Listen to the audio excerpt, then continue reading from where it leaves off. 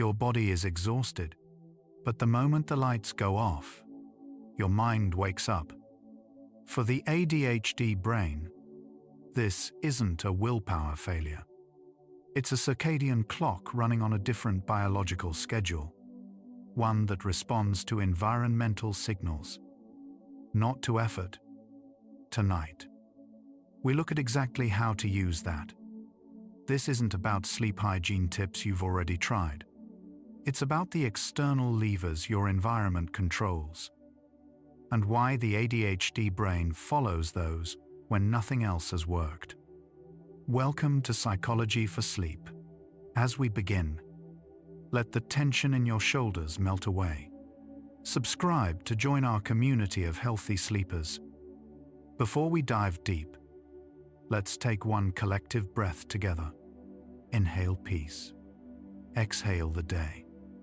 Now, let's look at the exact mechanism behind this. The ADHD brain doesn't fail at sleep because something is wrong with it. It fails because it was handed a system designed for a different clock entirely. You're in the quiet now, where the day has finally stopped asking anything of you, and nothing left to decide, and nothing left to fix. And now we begin.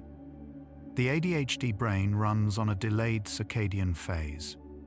Research shows that people with ADHD tend to produce melatonin, the hormone that signals the brain to prepare for sleep, approximately 90 minutes later than neurotypical individuals.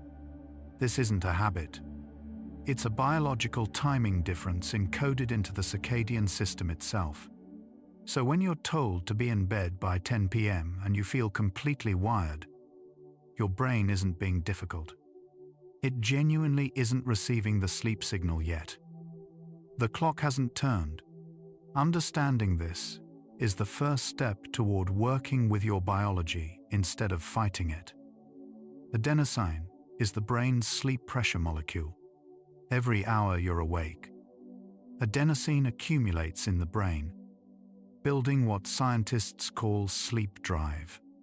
The longer you stay awake, the stronger the pressure to sleep becomes. For neurotypical brains, this pressure peaks reliably in the evening. For ADHD brains, the dopamine system, which governs motivation and arousal, can override adenosine signals, keeping the brain alert even when sleep pressure is high. This is the core conflict. The tired signal is present. The alert signal is louder. Light is the most powerful external governor of the circadian clock, the suprachiasmatic nucleus, a tiny cluster of about 20,000 neurons in the hypothalamus, receives direct input from the retina and uses light intensity to set the body's master clock. Bright light in the morning advances the clock forward. Bright light in the evening delays it back. For someone with an already delayed ADHD circadian phase, evening light, including phone screens, isn't just stimulating. It's actively pushing the sleep window later and later into the night, which means the simplest shift available to you tonight isn't effort. It's lowering the light and letting the clock receive a different message. The ADHD brain produces dopamine differently. In neurotypical brains, dopamine levels follow a relatively stable daily rhythm, dropping in the evening to allow the brain to wind down. Research suggests that ADHD brains experience more variable dopamine availability, with some individuals having a surge of dopamine activity in the late evening, which the brain experiences as a second wind. This is why many people with ADHD describe feeling most creative, most focused, and most alive at 11 p.m., precisely when they need to be moving towards sleep. Temperature is the second most powerful external sleep trigger. Core body temperature follows a precise 24-hour rhythm. As sleep approaches, the body shunts blood flow to the hands and feet, releasing heat from the core and lowering internal temperature by approximately 1 to 2 degrees Fahrenheit. This cooling is not a side effect of sleep. It is one of the triggers that initiates it. Studies show that reducing ambient room temperature to between 65 and 68 degrees Fahrenheit accelerates sleep onset. For the ADHD brain, external temperature manipulation can bypass the dopamine override and activate the sleep pathway directly. Cortisol and melatonin operate on opposite schedules. Cortisol, the alertness and stress hormone, peaks in the early morning and declines through the day. Melatonin rises in the evening as cortisol falls. In ADHD, this handoff is frequently disrupted. Cortisol levels can remain elevated into the evening due to the hyperactivation of the HPA axis, the body's stress response system, which the ADHD nervous system tends to run at a higher baseline. This means the melatonin rise is suppressed not just by light, but by the body's own unresolved stress chemistry. The glymphatic system, the brain's waste clearance network, is almost entirely active during sleep. During deep non-REM sleep, the spaces between brain cells expand significantly, allowing cerebrospinal fluid to flush through and remove metabolic waste products. This expansion was first measured in animal models and is increasingly supported by human neuroimaging research. For the ADHD brain, which operates under a higher cognitive load through the day, this nightly clearance matters. Missing it doesn't just create fatigue. It compounds the cognitive symptoms the next day. There's nothing you need to do to start it. It begins on its own. The moment deep sleep arrives. Sleep deprivation mimics ADHD symptoms in neurotypical brains. Studies on sleep-restricted adults show significant impairments in working memory, impulse control, sustained attention, and emotional regulation, the same 4 areas most affected in ADHD. This creates a compounding loop for people with ADHD. The condition disrupts sleep, and disrupted sleep makes the condition worse. The two systems reinforce each other in both directions. So, if you've blamed yourself for the cycle, you can set that down. The loop was never a question of trying harder, and the way out runs through the environment, not the will. Exercise is one of the few interventions that reliably advances the ADHD circadian phase. Moderate aerobic exercise, particularly when done in the morning or early afternoon, increases adenosine accumulation and elevates body temperature, both of which strengthen sleep pressure. It also increases dopamine and norepinephrine baseline levels throughout the day, which reduces the late evening dopamine surge that keeps ADHD brains wired at night. Timing matters. Exercise within 3 hours of bedtime can delay sleep onset rather than promote it. Because of the temporary cortisol and core temperature rise it produces, the ADHD brain is particularly sensitive to novelty as a dopamine source. New stimuli, a new show, a new conversation, a new idea trigger dopamine release more reliably than familiar, routine stimuli. This is why bedtime routines that neurotypical people find soothing often feel unbearable to ADHD brains. Routine is dopamine neutral. The phone is dopamine positive. In the absence of an environmental design that removes novelty from the sleep window, the ADHD brain will reliably choose the stimulating option, not because of laziness, but because of neurochemistry. Magnesium plays a functional role in sleep regulation that is disproportionately relevant for ADHD. Magnesium activates the parasympathetic nervous system, the rest and digest counterpart to the fight or flight stress response, and also binds to GABA receptors, the primary inhibitory neurotransmitter in the brain. GABA activity is what quiets neural firing. Studies suggest that ADHD brains often have lower GABA activity, which contributes to the difficulty switching off at night. Magnesium supplementation has shown modest but consistent effects on reducing sleep onset time, particularly in individuals with hyperactive presentations. The pre-sleep window, the 60 to 90 minutes before intended sleep time, is the highest leverage period for external environment design. This is when the circadian clock is most sensitive to light input, when cortisol is making its final descent, and when the body's temperature drop mechanism is beginning to activate.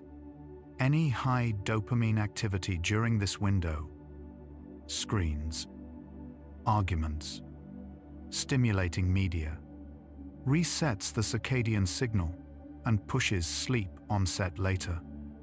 The pre-sleep window is not a suggestion in sleep architecture. It is where the clock is set for the night. White noise and low-frequency sound reduce sleep onset latency in high-arousal brains. The ADHD nervous system tends to maintain vigilance to environmental stimuli, even when the conscious mind is trying to disengage. Random sounds, a car passing, a distant conversation, can reactivate the orienting response, pulling attention back to the external environment just as sleep is approaching. Consistent background sound masks these variations, reducing the alerting contrast between silence and sudden noise. Studies on adults with hyperactive presentations show meaningful reductions in time to sleep with consistent auditory masking. The relationship between ADHD and delayed sleep phase syndrome is significant. Delayed sleep phase syndrome is a circadian rhythm disorder in which the sleep window is shifted several hours later than the social norm, making it genuinely difficult to fall asleep before 1 or 2 a.m. and equally difficult to wake before 9 or 10 a.m. Research estimates that up to 78% of adults with ADHD meet criteria for some form of circadian rhythm disruption, with delayed sleep phase being the most common pattern. This means the majority of ADHD sleep problems are not behavioral, they are architectural, and architecture can be redesigned. That reframe alone takes the weight of moral failure off your shoulders and places the work somewhere it can actually be done.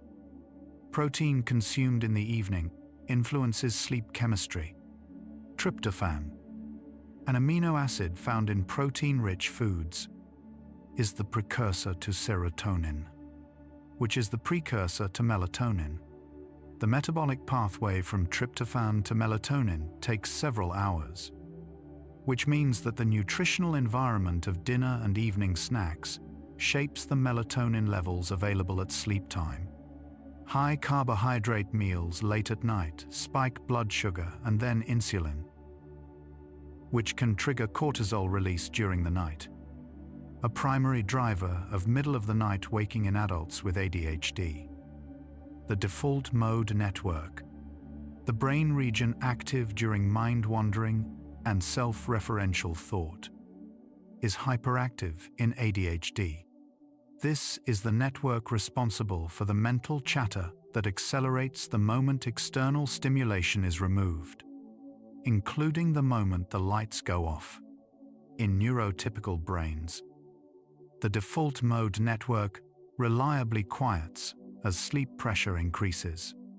In ADHD brains, it tends to remain active at a higher baseline, which is why the experience of lying in bed often involves an involuntary replay of the day, future planning, and spiraling hypotheticals that feel impossible to stop. darkness is not sufficient on its own to trigger melatonin production.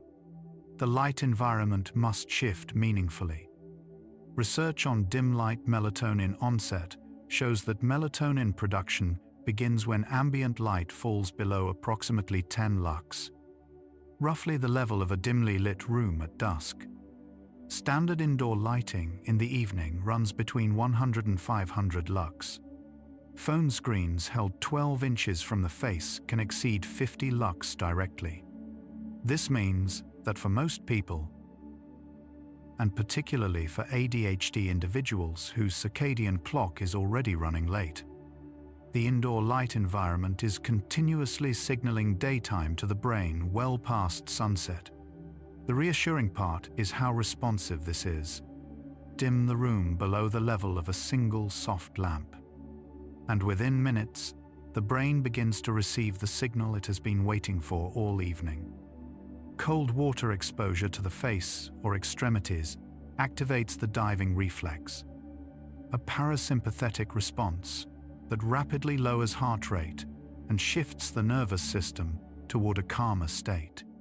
For ADHD brains running at high sympathetic arousal in the evening, a brief cold water face wash or cold foot soak approximately 30 minutes before bed can accelerate the parasympathetic shift that precedes sleep onset.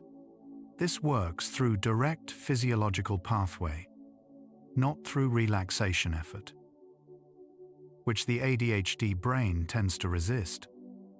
The ADHD brain's difficulty with time perception is directly linked to sleep problems. Time blindness. The neurological difficulty estimating elapsed time that is characteristic of ADHD makes the transition from activity to sleep preparation feel abrupt and arbitrary. There is no internal signal that says it is now time to begin winding down. The shift must come from an external cue in the environment. A specific light change, a sound, a physical anchor.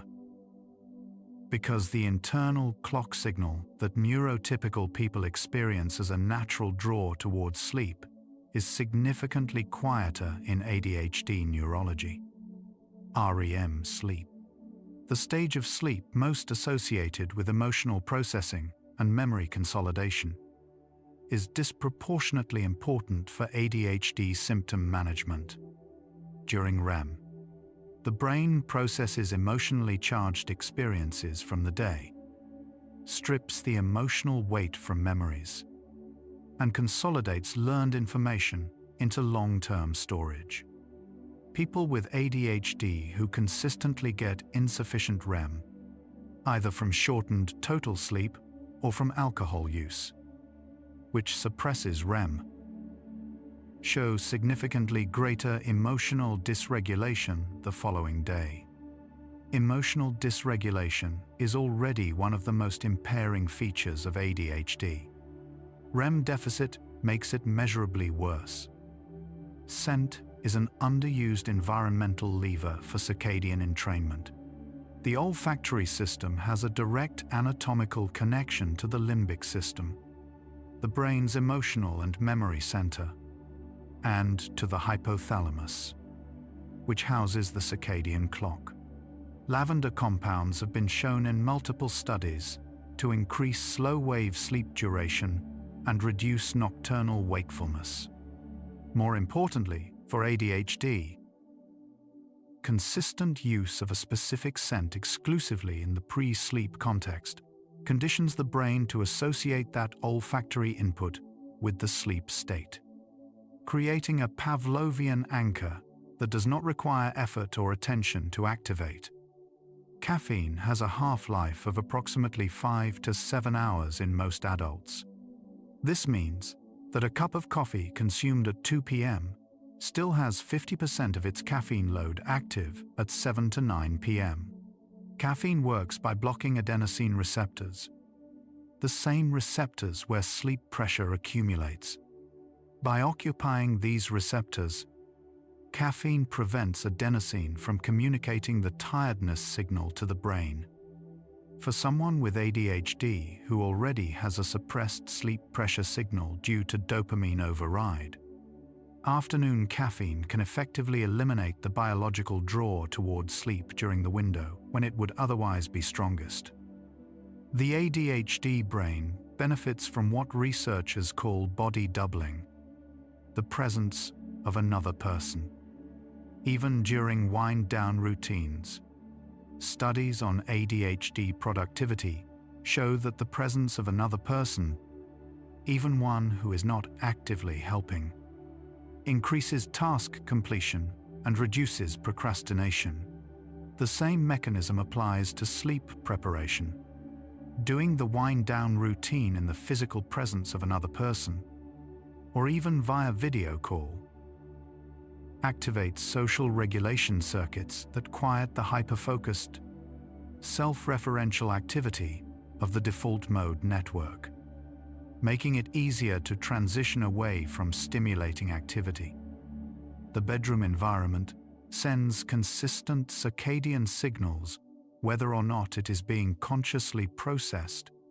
The brain associates the sleep environment, the specific light level, temperature, sound profile, and even the visual layout of the room, with the state it has most frequently experienced in that environment. For people with ADHD who use the bedroom extensively for work, media consumption, and stimulating activity, the bedroom has been conditioned as a high arousal environment. The circadian and memory systems do not distinguish between intentional and unintentional conditioning. What happens in the bedroom is what the bedroom means to the brain. The most consistent finding across ADHD sleep research is this: behavioral interventions alone, telling someone with ADHD to try harder to follow a sleep schedule, have the lowest success rate of any sleep intervention studied. The circadian clock is not a discipline problem. It is a timing architecture that responds to biological inputs: light, temperature, adenosine, cortisol, and dopamine. Every intervention that has demonstrated reliable effectiveness for ADHD sleep works through one of these pathways. The external environment is not a supplement to the effort. For the ADHD brain, it is the mechanism. What these 25 facts are describing is not a pattern of bad habits or weak willpower. It is a nervous system that was built with a different timing architecture, one that responds to biological signals, not to decisions.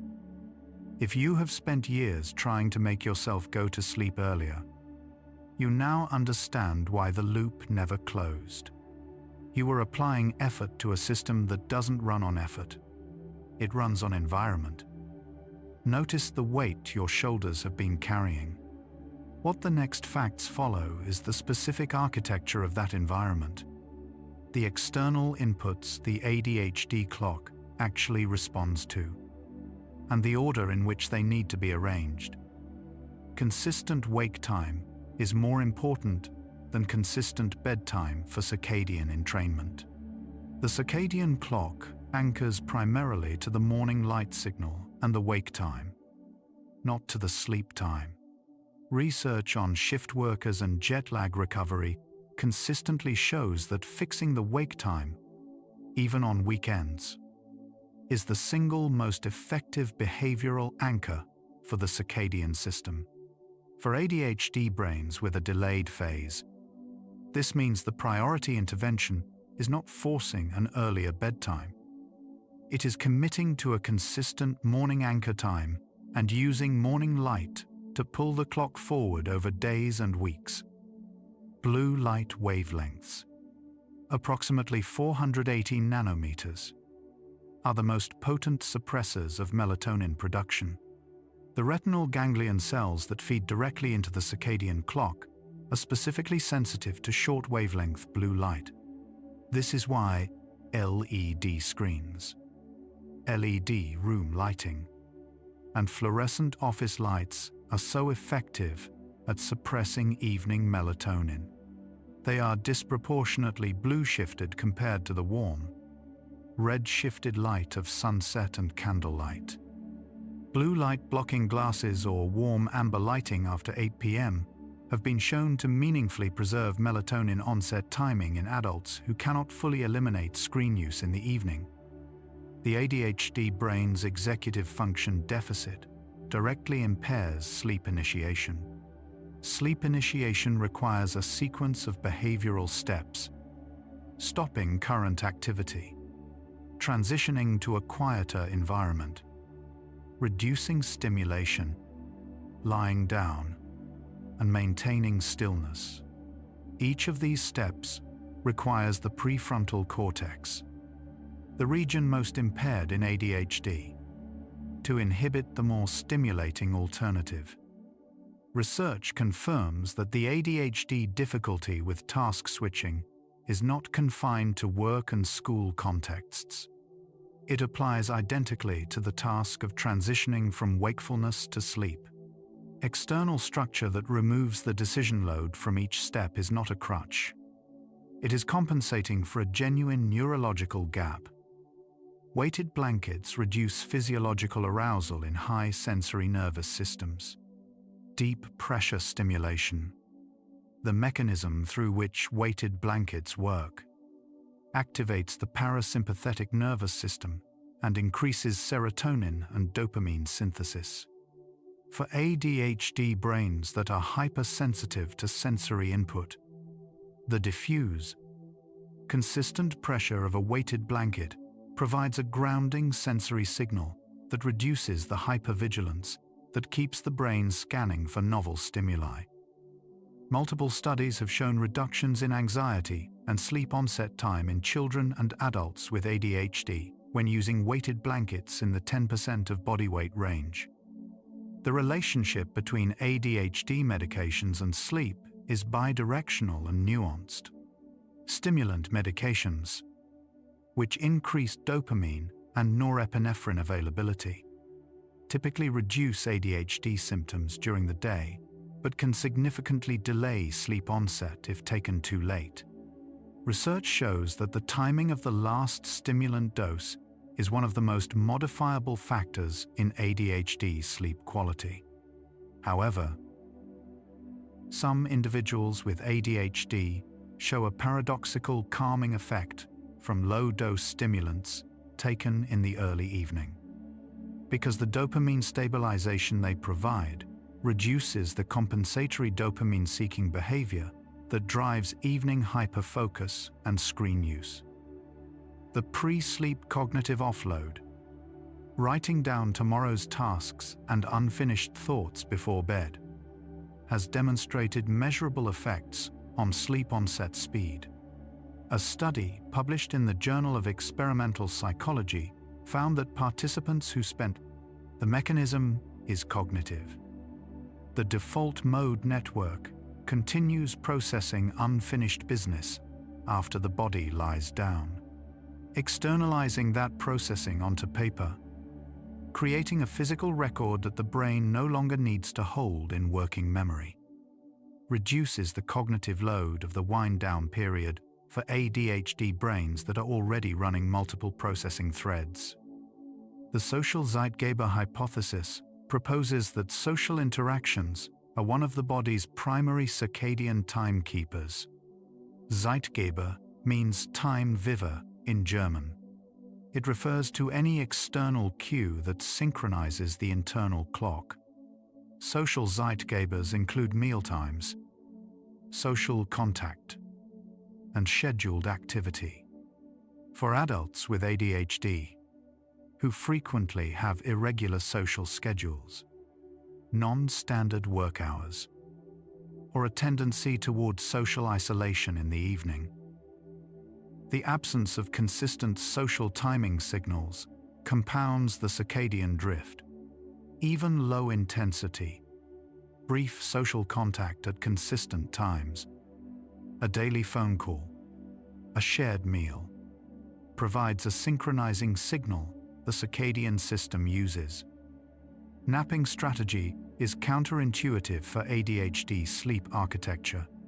Short naps of 10 to 20 minutes, taken before 3 p.m., have been shown to improve afternoon alertness and reduce the cortisol-driven afternoon slump without significantly affecting nighttime sleep pressure. However, naps taken after 3 p.m. or naps longer than 30 minutes dissipate adenosine accumulation and directly reduce the sleep pressure available at bedtime.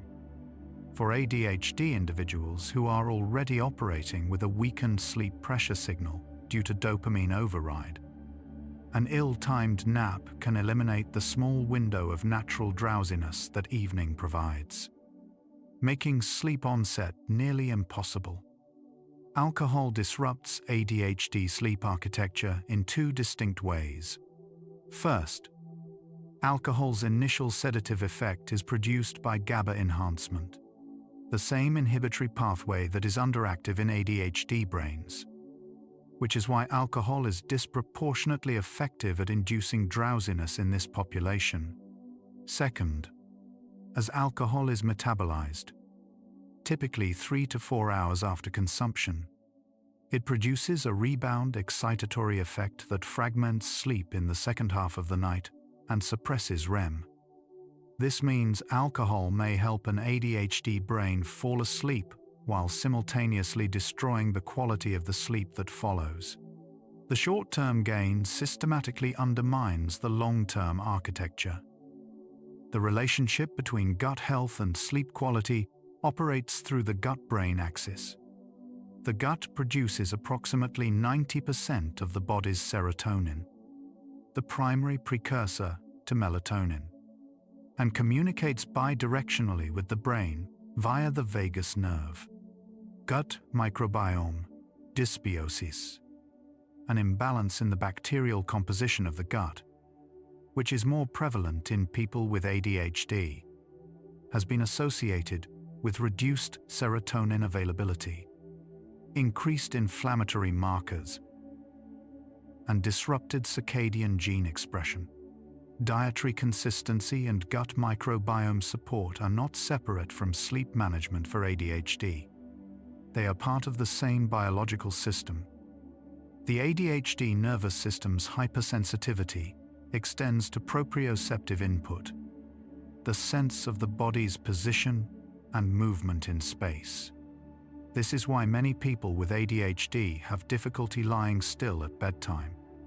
The body generates its own restlessness signals, leg movement, position shifting, tactile irritability, that are not expressions of anxiety, but of proprioceptive underregulation, progressive muscle relaxation, which systematically tenses and releases muscle groups from feet to head, provides controlled proprioceptive input that satisfies the nervous system's need for physical feedback without requiring large-scale movement.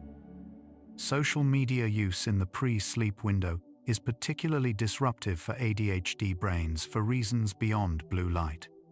Social media platforms are specifically engineered to produce intermittent variable reward, the same reinforcement schedule that produces the strongest dopamine response in the brain.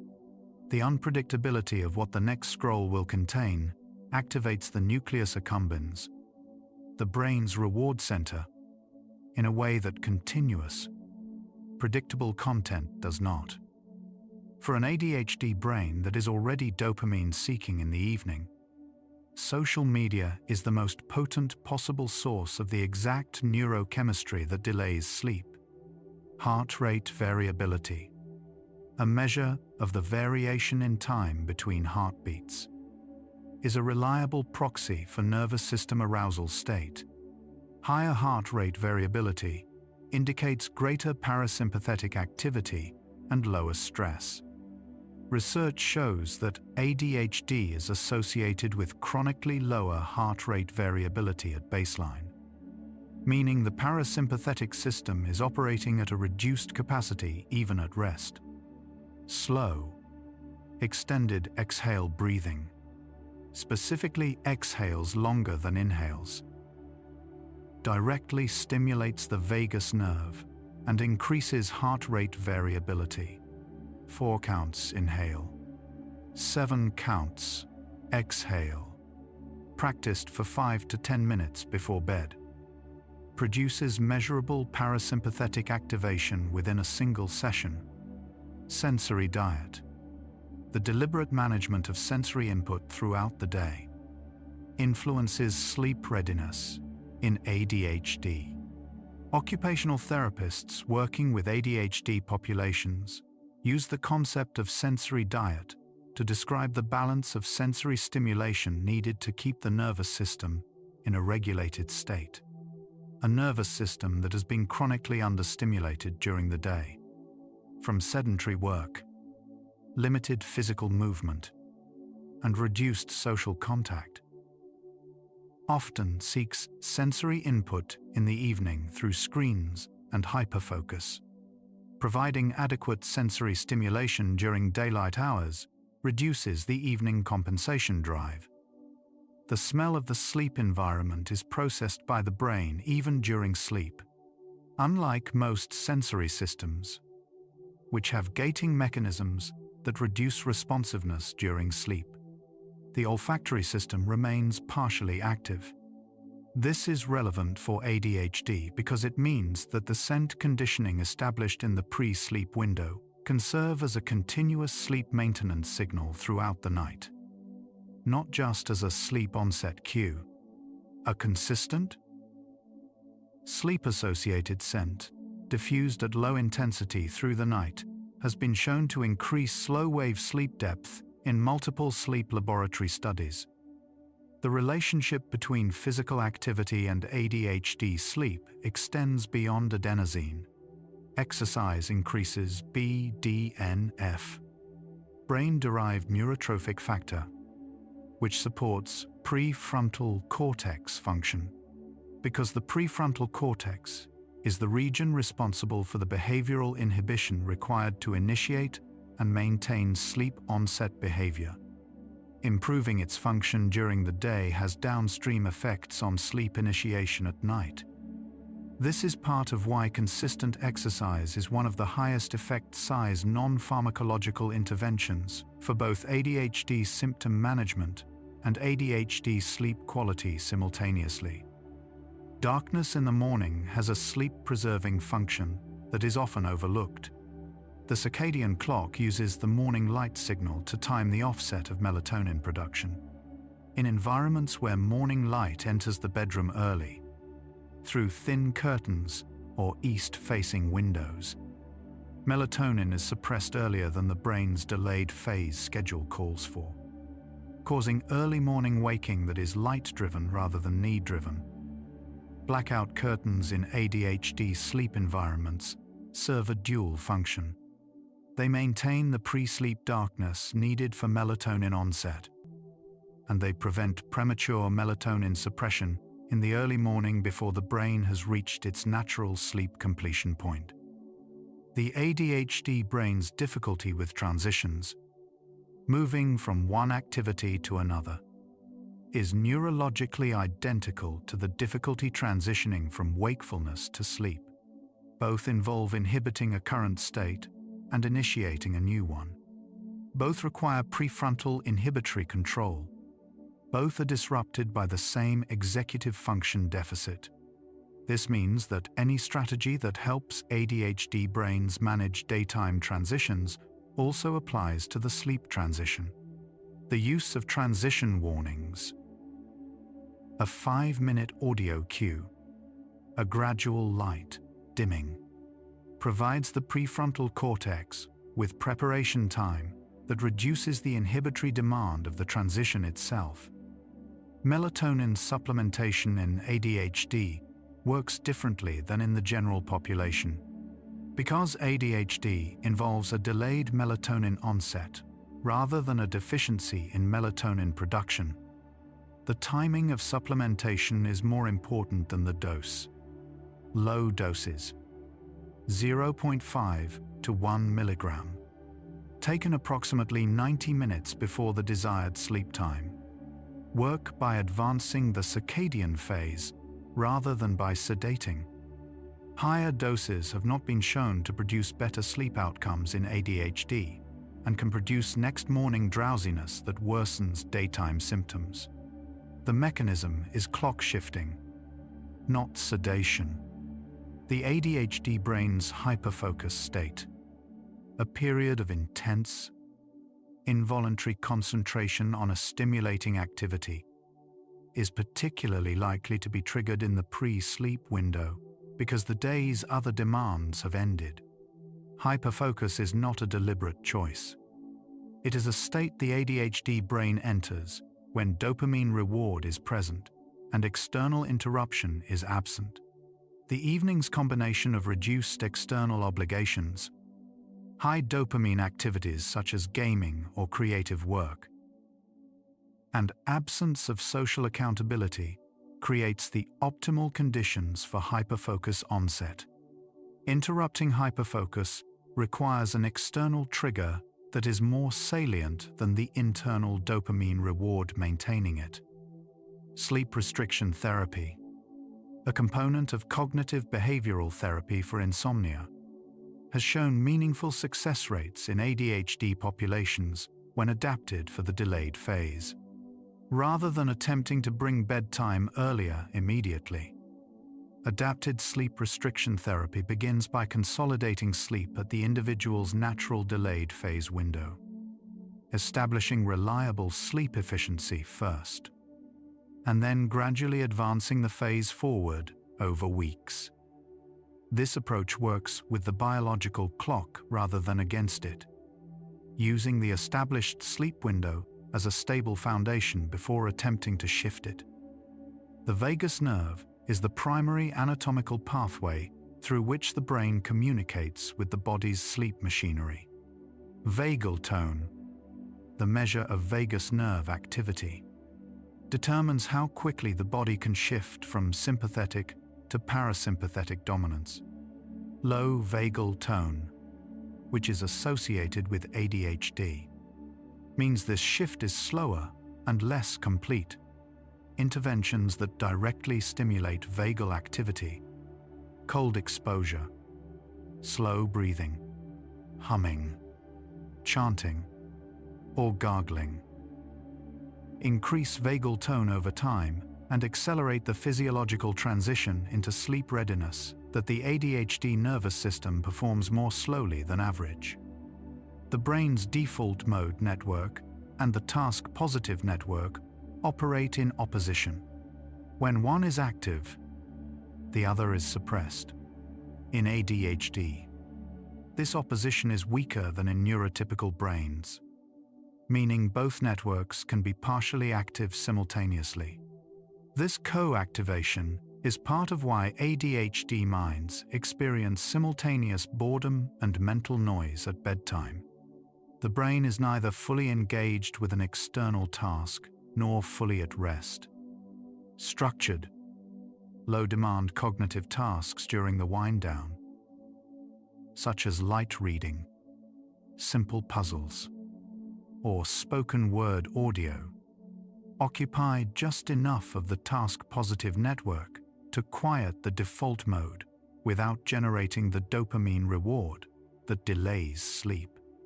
Phosphatidylserine, a phospholipid found in high concentrations in brain cell membranes, has demonstrated effects on cortisol normalization in research contexts.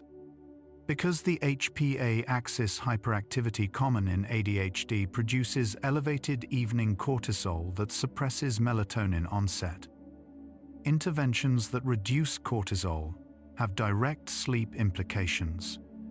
Studies on phosphatidylserine supplementation show reductions in cortisol response to exercise stress and blunting of late-day HPA axis activity. This is a less discussed pathway for ADHD sleep support that operates through the cortisol-melatonin relationship rather than directly through the sleep neurotransmitter system. The most important insight from ADHD sleep neuroscience is this: the gap between when the ADHD brain wants to sleep and when society expects it to sleep, is not a moral or motivational failure. It is a biological mismatch between an individual's circadian architecture and an externally imposed schedule. Every strategy in this science works because it addresses that mismatch directly, by shifting the clock, or by building the environmental conditions that allow the brain to arrive at its own sleep window with as much biological readiness as possible. The goal is not compliance with a neurotypical norm. It is designing conditions where the ADHD brain can do what it is already trying to do. Halfway through, and what the science keeps returning to is the same finding across 50 different facts. The ADHD brain doesn't fail at sleep. It succeeds at sleep, but at a different time, in response to different inputs, through a different architecture than the one most sleep advice is built for. If you've tried the standard advice and watched it fail, you now know why it was never designed for this clock. The tools that work are the ones that speak the language the ADHD nervous system actually understands. Let that recognition settle into your chest. What the second half follows is the more granular architecture. What happens in the body during the hours before sleep, and the specific levers that determine whether the ADHD clock arrives at the sleep window ready or still running. The ADHD brain's response to boredom is neurologically distinct from neurotypical boredom. When boredom is detected, the ADHD brain releases a sharper drop in dopamine than typical brains, which is experienced as acutely uncomfortable rather than mildly unpleasant. This drives the urgent search for stimulation that characterizes ADHD boredom. At bedtime, when external stimulation is intentionally removed, this dopamine drop can be severe enough to activate mild anxiety responses. The solution is not to push through the discomfort. It is to provide a replacement low-stimulation dopamine source. Audiobooks, podcasts, or structured relaxation content that maintains minimal dopamine without activating high arousal. The gut microbiome influences sleep through GABA production as well as serotonin. Certain gut bacteria, including lactobacillus and bifidobacterium strains, produce GABA directly, which is then absorbed and influences central nervous system inhibitory activity. Because GABA is the primary neurotransmitter responsible for quieting neural activity during sleep onset.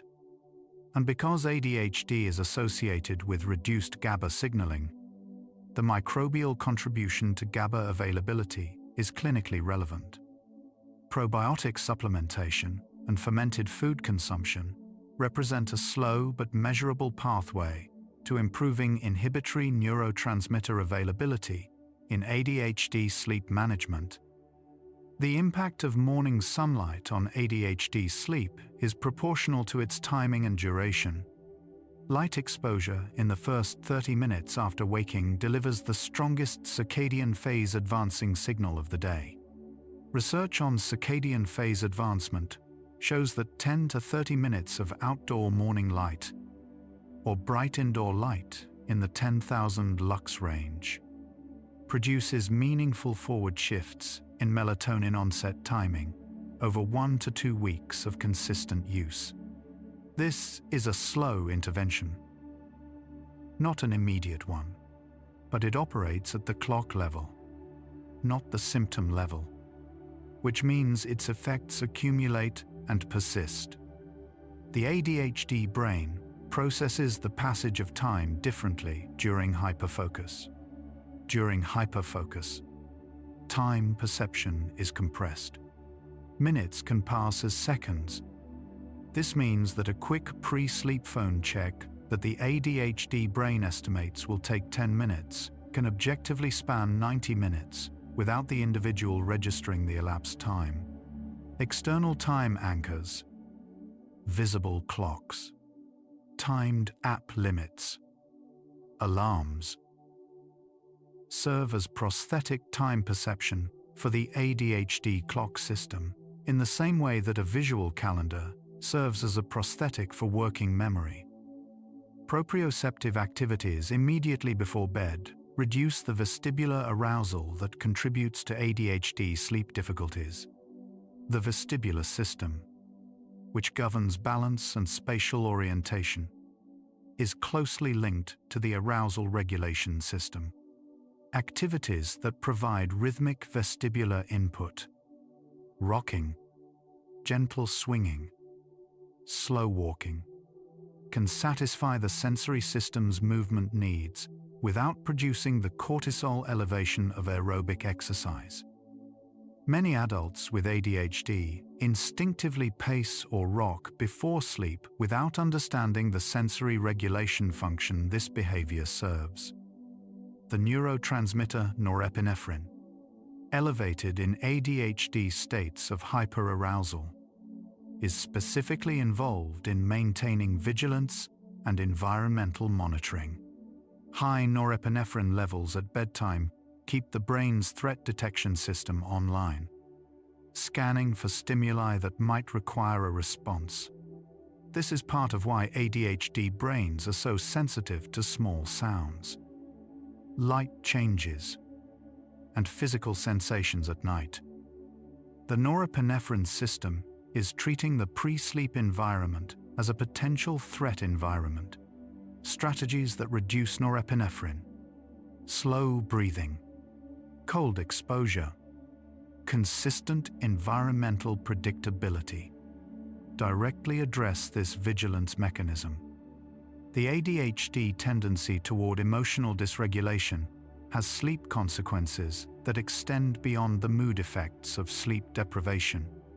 Unprocessed emotional experiences, conflict, shame, frustration, activate the amygdala and limbic system, which maintain a low-level alertness state that interferes with the hypothalamic sleep initiation signal. For ADHD brains that have accumulated emotional dysregulation events throughout the day, the emotional processing backlog at bedtime is larger than average.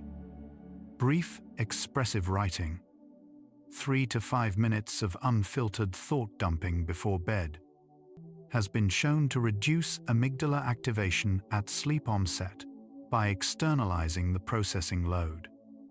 The pineal gland, the melatonin-producing structure deep in the brain, does not respond to light changes that occur during brief, rapid transitions. What suppresses melatonin is sustained light exposure over 20 to 30 minutes, not a single glance at a bright screen. This means the common advice to avoid all screens for 2 hours before bed is a blunter instrument than the science requires. The more targeted intervention is avoiding sustained light exposure in the 90 minutes before the desired sleep time. While accepting that brief, low-frequency screen use has a smaller effect than its reputation suggests. Consistent sleep timing synchronizes not just the brain's circadian clock, but also the circadian rhythms of peripheral organs. The liver, gut, heart, and immune system. These peripheral clocks are synchronized to the master brain clock, but can drift out of phase with it under irregular sleep conditions.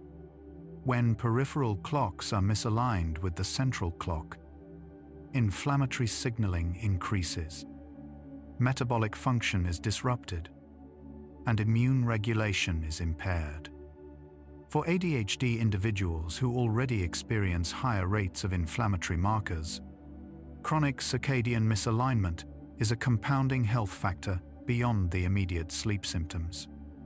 The relationship between ADHD and restless leg syndrome is more than symptomatic overlap.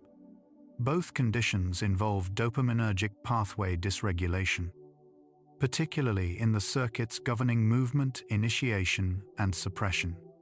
Research estimates that ADHD and restless leg syndrome occur at rates significantly above chance, and that the sensorimotor arousal of restless legs can prevent the physical stillness required for sleep onset, even when the ADHD brain is otherwise ready to sleep. Iron deficiency, which is linked to both conditions, is a modifiable factor that warrants assessment in ADHD sleep investigations. The ADHD brain's relationship with task completion creates a specific sleep interference pattern. The Zeigarnik effect, the psychological tendency to ruminate more on incomplete tasks than on completed ones, interacts with ADHD working memory to produce persistent intrusive thoughts about unfinished work at bedtime. The pre-bed to-do list addresses this directly by creating a cognitive sense of completion. The tasks have been acknowledged and externalized, even though they have not been physically completed. The brain releases its hold on incomplete items more readily when it has a reliable external storage system to trust. The timing of carbohydrate consumption influences the brain's sleep architecture at a neurochemical level. Carbohydrates increase the ratio of tryptophan to competing amino acids in the bloodstream, facilitating tryptophan's entry into the brain and its subsequent conversion to serotonin and melatonin.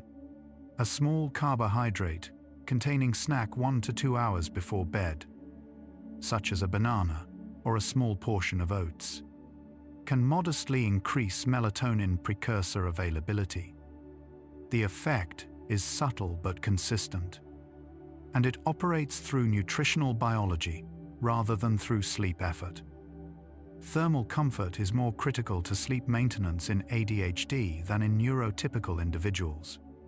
The ADHD nervous system's sensory hypersensitivity extends to temperature perception. Slight overheating or cooling during the night can produce arousal responses that fragment sleep without the individual being fully aware of the cause. Moisture-wicking bedding materials. Sleeping in light layers that can be easily removed. And maintaining consistent room temperature across the night address the sensory arousal risk in a way that pharmaceutical sleep aids cannot. The ADHD brain's response to deadlines and urgency operates through cortisol and norepinephrine, as well as dopamine. The activation energy needed to begin a task, which ADHD makes higher than average, can be reduced by perceived time pressure, which triggers a cortisol and norepinephrine spike that temporarily boosts prefrontal activation. This is why ADHD individuals often work most effectively under deadline pressure. It is also why creating artificial urgency in the evening, late work, late night problem solving, keeps the cortisol system activated precisely when it needs to be declining for sleep onset to proceed. Consistent pre-sleep rituals work for ADHD not primarily through relaxation but through conditioned association. The ADHD brain's difficulty with intrinsic motivation makes it resistant to activities that require effort to appreciate, such as meditation, but conditioned association, the automatic linking of a stimulus to a state, does not require motivation or effort to function. A consistent sequence of specific, concrete behaviors in the pre-sleep window trains the brain to associate those behaviors with the physiological state of sleep readiness. The ritual is not about calming down. It is about cueing the nervous system with a signal it has learned to follow. Iron is essential for dopamine synthesis. Dopamine production requires iron as a cofactor at multiple steps in the metabolic pathway from tyrosine to dopamine. Iron deficiency, which is prevalent in ADHD and is frequently missed in standard blood panels, can worsen dopamine dysregulation, increase restless legs symptoms, and impair sleep architecture. Serum ferritin levels below 50 nanograms per milliliter have been associated with ADHD symptom severity in multiple pediatric and adult studies. This is a correctable biological variable that sits upstream of several ADHD sleep mechanisms simultaneously. The ADHD brain's novelty-seeking drive is not a character flaw or a lack of discipline. It is a feature of a dopamine system calibrated for high stimulation environments. A profile that research suggests conferred significant adaptive advantages in early human environments requiring flexible attention, rapid response to change, and creative problem-solving. The mismatch is not between the ADHD brain and reality. It is between the ADHD brain and a specific set of modern environmental conditions. Regular work schedules, consistent sleep times, low stimulation evenings. That the dopamine system is not calibrated to find intrinsically rewarding. The body's natural sleep drive follows a two-process model. Process S, which is the adenosine-driven sleep pressure that builds during wakefulness, and Process C, which is the circadian rhythm-driven sleep window. Healthy sleep occurs when both processes are aligned. When sleep pressure is high, at the same time that the circadian phase opens the sleep window. In ADHD, Process C is delayed, but Process S is functional. This means that sleep restriction, staying awake to allow adenosine to accumulate, combined with consistent wake time, can gradually align Process S peaks with the circadian window over days. Autogenic training, a self-hypnosis technique involving the mental repetition of physiological suggestions, has shown measurable effects on sleep onset in high-arousal nervous systems. The technique involves mentally repeating statements describing bodily heaviness and warmth, such as "my arms are heavy" or "my legs are warm," while attending to the physical sensations. The mechanism appears to operate through directed interoceptive attention, focusing the brain's awareness on internal, stable sensory signals rather than on the environmental vigilance or rumination that typically occupies ADHD attention at bedtime. The ADHD brain has a lower threshold for sensory gating, the process by which the brain filters irrelevant sensory information and prevents it from reaching consciousness. Sensory gating impairment means that sounds, tactile sensation, and visual stimuli that most brains automatically filter are consciously experienced by ADHD brains.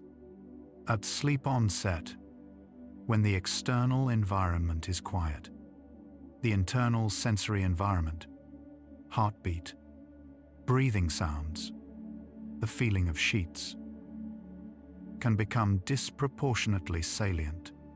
Masking this with consistent external sensory input, rather than demanding silence, is more effective for ADHD sleep architecture than traditional quiet sleep environments. The ADHD prefrontal cortex maintains lower baseline inhibitory tone than neurotypical prefrontal cortex, not because it is damaged, but because it requires higher dopamine levels to achieve the same inhibitory function. This is the neurological basis of the ADHD experience of knowing what you should do while being unable to make yourself do it. At bedtime, this manifests as the experience of knowing it is time to sleep, knowing that sleep would feel good, and being completely unable to stop the activity that is preventing it. This is not a motivation problem. It is an inhibitory tone problem that dopamine environment determines. The behavioral economics concept of pre-commitment has direct application to ADHD sleep architecture. Pre-commitment involves removing future options by taking action now, closing the app, putting the charger in another room, turning off the router at a set time. By engineering the environment so that the high dopamine alternatives are less available at the sleep transition point, the ADHD brain's inhibitory system is asked to resist less. The friction of re-enabling stimulation must exceed the friction of continuing towards sleep. Every reduction in available stimulation at the sleep boundary is a reduction in inhibitory demand. The ADHD brain's sensitivity to interpersonal rejection, sensitive dysphoria, has sleep implications that are rarely discussed. Social stressors from the day, perceived criticism, missed social cues, interpersonal conflict, activate the same HPA axis response as physical threats. For individuals with rejection-sensitive dysphoria, these social stressors can produce cortisol responses that persist into the evening and actively suppress the melatonin onset that the sleep architecture requires. Emotional processing of social events before bed, through journaling, brief conversation, or self-compassion practices, is not just psychological support. It is cortisol management, the sleep microenvironment, the immediate sensory space of the bed itself, is more influential on ADHD sleep quality than the broader bedroom environment. Pillow firmness, mattress pressure distribution, sheet texture, and the thermal microclimate of the sleeping space are processed by the somatosensory system, which remains partially active at sleep onset. For ADHD nervous systems with heightened tactile sensitivity, minor discomforts in the sleep microenvironment create low-level arousal signals that the brain processes as reasons to remain awake. Optimizing the immediate physical sleep environment for sensory comfort is a concrete, modifiable factor. The common thread running through every effective ADHD sleep intervention is this: each one changes what the environment provides, not what the individual decides. Light management changes what the circadian clock receives. Temperature management changes what the thermoregulatory system experiences. Pre-sleep routine changes what the conditioning system associates with sleep. Behavioral pre-commitment changes what choices are available. None of these ask the ADHD brain to try harder. All of them change the conditions under which the ADHD brain is operating, because the biology responds to conditions, not to intentions. 75 facts in. And what they collectively describe is a brain that is not broken. It is a brain running a different operating system, one that was designed to respond to environment, and that has been placed in environments built for a different system entirely. What you couldn't do by deciding to sleep earlier, the environment can do by changing what the brain receives. That is not a workaround. That is how this brain works. Notice how much lighter your shoulders sit now. The final facts carry something different. They don't explain anymore. They move closer to what the body already knows, what it has been waiting to be allowed to do. When you finally give the ADHD brain the right environmental conditions, something in it recognizes them. The blue light dims. The temperature drops. The room is quiet. The decisions are made. And the brain, which has been looking for an exit all evening, finally finds one. This is what the last facts carry. Not new information, but the architecture of that recognition. The temperature of the room is a signal, not a suggestion, a signal. The body speaks this language fluently. It has always known it. You were never bad at sleeping. You were sleeping in an environment that was speaking the wrong language. Darkness is not absence. It is instruction. The pineal gland reads it. The melatonin rises. The clock turns. The adenosine has been building since you woke. Every hour of wakefulness was a deposit. The account is full. The brain is ready to spend it. Consistency is the only clock that matters. Not a perfect sleep schedule. A consistent wake time. One anchor. Everything else follows. The body's temperature is falling now. Not because you asked it to. Because the room said it was time. The default mode network is quieting. The task-positive network is releasing. The brain is doing what it was always trying to do when no one was demanding anything of it. The pre-sleep ritual ended. The to-do list is written. The room is dark. The charger is outside. The work is done. Dopamine does not have to be the last thing that runs. Not tonight. Tonight, the environment decided. Sleep pressure has been accumulating for hours. Adenosine at the receptors. The circadian window opening. Process S and process C. Aligned at last. The nervous system does not need to be forced into stillness. It needs to be shown that the environment is safe. Stillness comes from safety, not from effort. The ADHD brain is not an insomniac. It is a brain with a different clock that has been given. Tonight. The right conditions to follow it. Melatonin is rising. Not because you tried. Because the light went down. The temperature dropped. The noise reduced. And the brain received the message it was waiting for. The body knows how to sleep. It has always known. It was only waiting for the environment to stop contradicting it. The external governor is in place. Not willpower. Design. Not effort. Architecture. The brain has no reason left to stay awake. The last fact is this. You built tonight. Not with discipline, with design. And design, unlike discipline, doesn't run out. The ADHD brain was never failing at sleep. It was succeeding at staying awake. In response to exactly the environmental signals it was given. Bright light.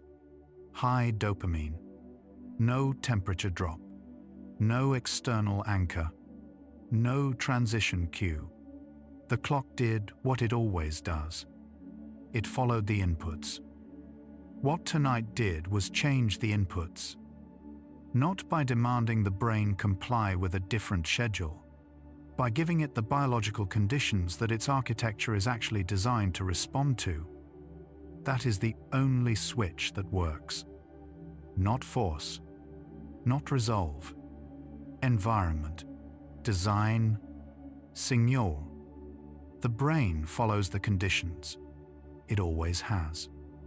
The ADHD Sleepy Facts playlist has been returning to this question from every direction. What the brain needs, and what the environment can provide. The next video carries this further. That video is waiting whenever you are ready. The stimulation of the evening has already quieted. Not because you stopped it, but because the architecture you built tonight left it nowhere to go. Let your shoulders release the last of what they held. Sleep carries you to where the scan finally ends, where the circadian clock receives its confirmation, and the brain, finding no remaining inputs that say otherwise, finally stands down. But if your eyes are closed, stay there. Rest well, weary mind. You gave the system what it needed tonight. Not effort. Design. Fall asleep to gentle facts, where science meets sleep. Good night.